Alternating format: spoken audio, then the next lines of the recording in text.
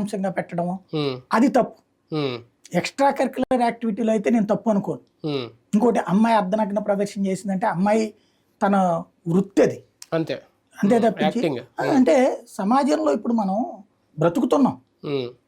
ఇప్పుడు అమ్మాయి నుంచి చెడేదన్న అమ్మాయితో ఇట్లాగా మీరు కూడా బట్టలు కట్టుకోవాలి ఇట్లా అంటే తప్పు తప్పించి ఒక ఎదుగుదల గురించినటువంటి అది కూడా ఒక కెరీరే కదా.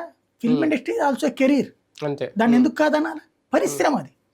సినిమా రంగం కూడా ఒక పరిశ్రమే, అవును, ఎంతో మందికి ఉపాధి. మరి దాంట్లో కూడా వెళ్ళాలనుకునేటటువంటి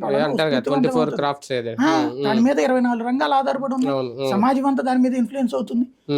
మేబీ సాధారణంగా స్కూల్ టీచర్లు ఎవరైనా సరే పిల్లలకి అర్థమయ్యే ఆస్పెక్ట్ లో చెప్పే ప్రయత్నం చేస్తారు. ఇప్పుడు మాకు IHC ఉండేది డిగ్రీలో, ఇండియన్ హెరిటేజ్ అండ్ కల్చర్. అది అర్థం కావాలంటే ఆ పాఠం చదువుతూ ఉంటే హిస్టరీ కానీ ఈ హెరిటేజ్ కల్చర్ ఇవన్నీ కూడా బోర్ కొడుతుంటాయి. మాస్టర్ చెప్పేదాన్ని బట్టి ఉంటుంది. మాకు అప్పుడు KGK అని ఒక మాస్టర్ ఉండేవాడు. IHC అంటే ఇష్టం పడేలా చేశాడు ఆయన.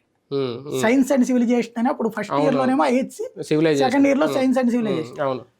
50 మార్కులు 250 కలిపి 100. అప్పుడు ఆ మనిషి వ్యవస్థీకృతం ఎట్లయ్యాడు అని చెప్పడం